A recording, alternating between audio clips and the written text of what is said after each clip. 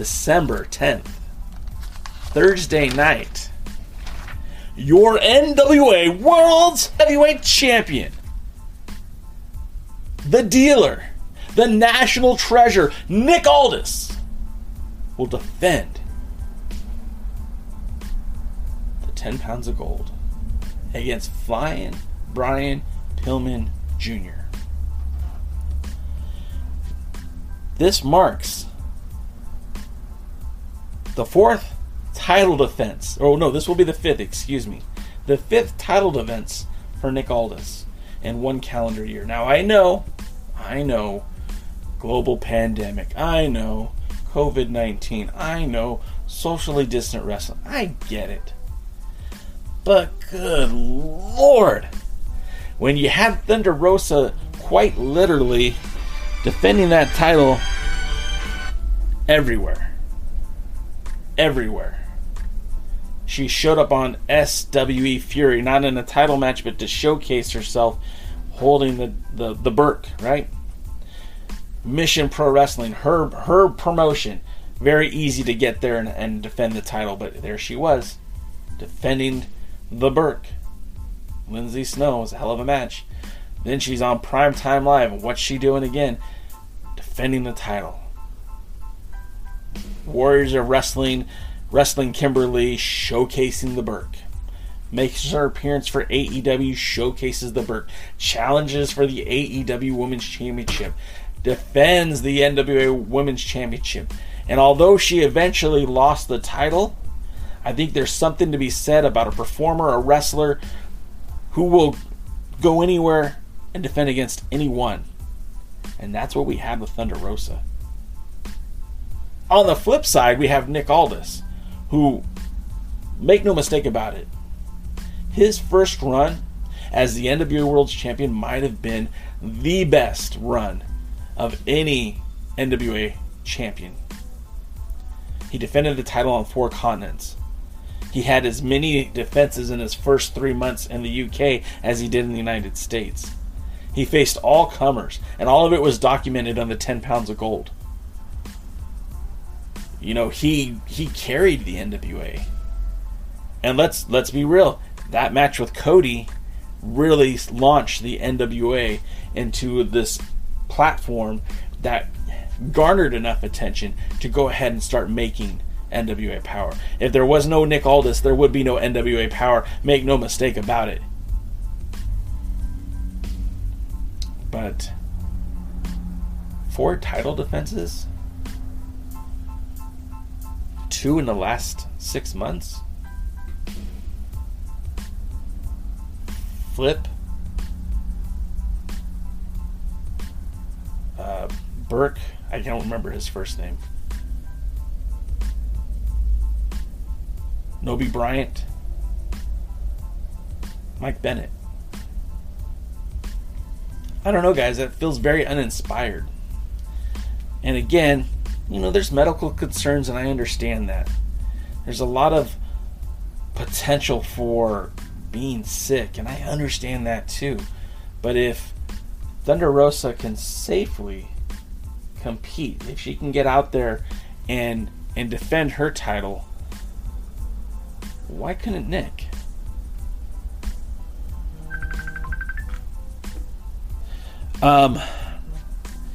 Nick hasn't wrestled a match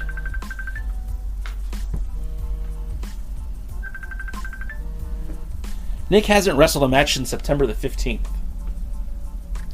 The last time he wrestled was on Primetime Live against Mike Bennett. His opponent for 127 Pro Wrestling in Grimsley, Tennessee is Flying Brian Jr. Brian Pillman Jr. wrestled 6 matches in November alone. 8 matches in November alone. His month of November, he wrestled more than Nick has all year. 64 times that man has stepped into the ring this year. In this time, he won the Ohio Valley Heavyweight Championship. He is still the IWC Super Indie Championship. So although I really like Nick Aldis's chances coming up on Thursday, I have to just question why. Why can't the world's heavyweight champion, why can't he be as motivated as some of these other competitors? I know he's a family man. I know he has a wife who wrestles. I know he has a young son. But this is the commitment that we know that wrestling is about. They have to sacrifice time with family. They have to sacrifice their health. That's the chosen profession that they're in. And again, I am not advocating for Nick Aldis to walk into some backyard wrestling promotion and forego any COVID regulations and step in the ring with somebody who doesn't deserve a championship match. But I scratch my head. Why didn't we see another Nick Aldis match in Primetime Live? You know, maybe AEW wasn't interested in Nick Aldis coming into there, but there's been other promotions that are available, that are running. You know, and I know you don't dictate, you know, you don't say, hey, WWE, I'd like to defend my title on your show. That doesn't happen. I get that. But SWE Fury, maybe they would have been interested. You know, Championship Wrestling from Hollywood. There are more than just those places that are still actively running right now. Warriors of Wrestling. He's been there before. He faced Sam Adonis there a couple back in 2018, I believe. So why not now? And then the other interesting thing about this, and I don't mean to again bury the NWA or keep talking negatively about the NWA, because this is my promotion. This is what I enjoy. Why wasn't there 10 pounds of gold? I mean, we had 10 pounds of gold for Mike Bennett. And again, as I was talking about the YouTube channel for the NWA, that 10 pounds of gold had 59,000 people watch. That 10 pounds of gold had more people watching than, again, any other 10 pounds of gold after All In. Nobody had more views than Mike Bennett, Nick Aldis, 10 pounds of gold. It was a beautifully done. It was done in-house. It was done by Nick Aldis and I believe Crimson. And it was great. We don't get a 10 pounds of gold for Flying Brian. The legacy, the Pillman Jr., the connection to the NWA, there's no sense of urgency, no need to put that into a 10 pounds of gold. I feel like in a company that's desperate for content and a fan base that's desperate for content, what a missed opportunity. So again, Thursday night, our friends over at This Is Pro Wrestling Podcast, they'll be there live covering it. They might even go live during the show. I don't know if the NWA has any intention of acquiring the broadcasting rights to this match, although I think it would behoove them to have this opportunity to showcase this match. Brian Pillman Jr. is seen every week on AEW on TNT. He is currently the Ohio Valley Wrestling heavyweight champion. I think it would mean quite a bit for the NWA to have this kind of exposure. Because if people who are not familiar with Nick Aldis might be familiar with Brian Pillman Jr. If they're not familiar with the NWA, they might recognize Brian Pillman for MLW, from, again, AEW, from Ohio Valley, and it's mostly been ignored. Like, I saw that Nick Aldis posted about it. I saw the NWA retweet about it. But again, where's the sense of urgency? Where's the sense of creation, of giving the fans content? Because we've talked about it. The NWA has been stagnant for over a year. No live wrestling. Excuse me, not over a year. Nearly a year. I need to choose my words better. They had matches in January. Aldis was supposed to defend against Facade. Nick Aldis was supposed to defend against Carlito. Nick Aldis was supposed to take the title to the UK. Nick Aldis was supposed to have matches here and there. But none of that happened. And again, I understand we are in the grasps of this horrible pandemic, and people are dying.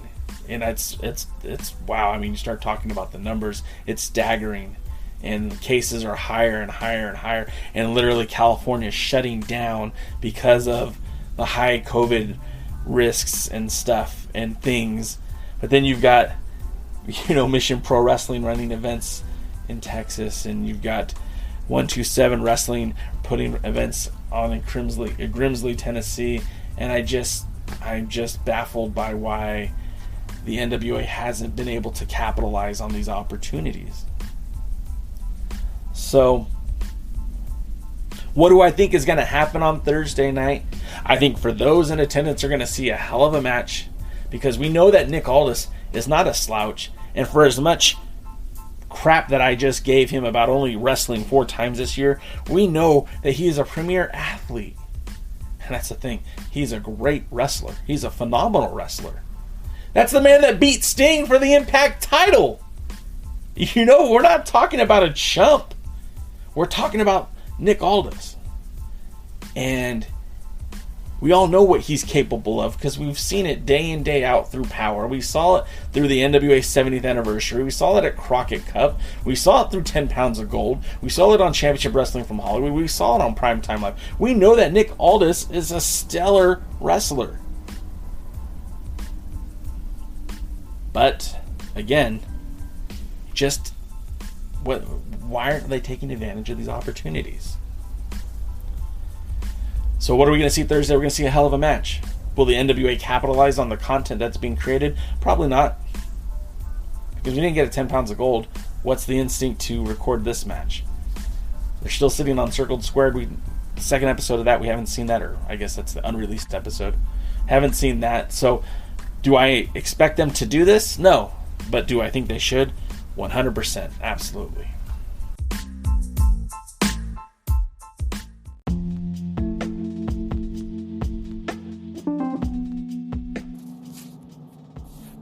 A lot of people are telling me that I need to give the NWA World's Heavyweight Champion a break.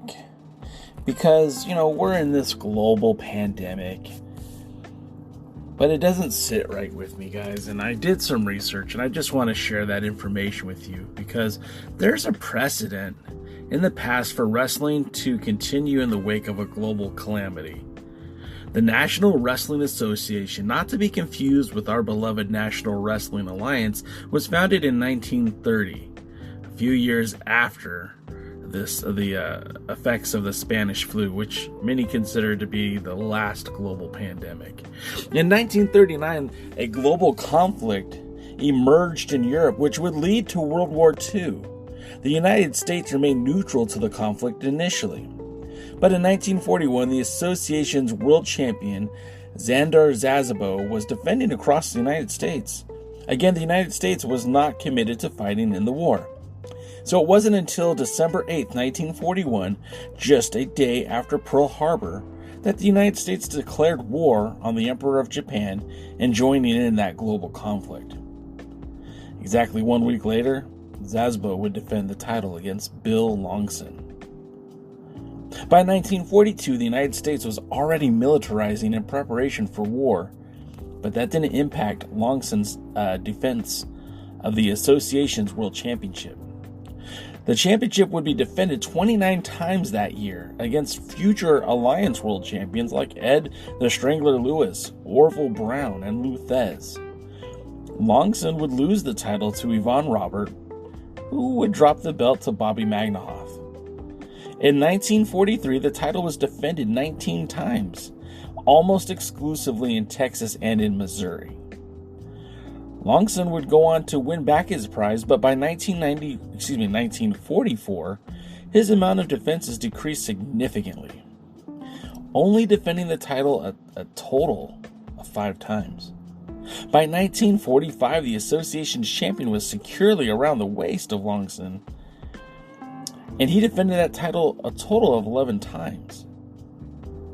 Before the war had come to an end, Longson had already defended the title a total of 5 times. So even through a global crisis, the National Wrestling Association World Champion continued to defend their titles.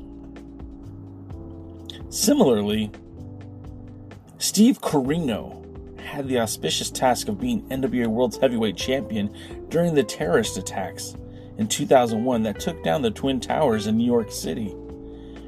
And although wrestling was halted in those days after September 11th, Steve Corino, old school Steve Corino, would defend that world championship against Brandon Blaze on September 22nd in Palatine, Illinois, which was just 11 days after those attacks. And again, he would defend the title on September 30th against Spider in Manitoba, Canada. Even through these conflicts, and even through the government literally shutting down the country, champions still found a way to defend the title. You know, I also think about this, and I think about Dan the Beast Severn. Now, Dan Severn didn't face any global calamity, but that guy was a hustler. You know, his reign lasted 4 years, from 95 to 99. And I mean, it wasn't even a full 99. It was early 99 when he dropped that belt. But in those 4 years, I mean, he was defending the title. He was working for the UFC. He was working for the WWF. He was fighting in mixed martial art matches. I mean, the year that he won the title, he had 17 defenses. That's 1995. While competing for the UFC. He had a total of 7 MMA fights that year. In 96, he only had 7 defenses with 6 MMA fights. In 97, he had 9 defenses with 8 MMA fights. And by 1998, in between 20 WWF matches for pay-per-view TV and house shows, he had 11 World Heavyweight Championship defenses while having 9 MMA fights. I guess the point I'm trying to make is 5 defenses in 1 year during a global calamity, during a pandemic, during a world war. I mean, I could kind of understand that if it wasn't for the fact that I see other wrestling promotions still producing content, still having title matches, and I'm not even speaking exclusively to the WWE, to Impact Wrestling, to AEW. I mean, I think there's been more United Wrestling Network TV Championship defenses this year than there has been NWA World title matches.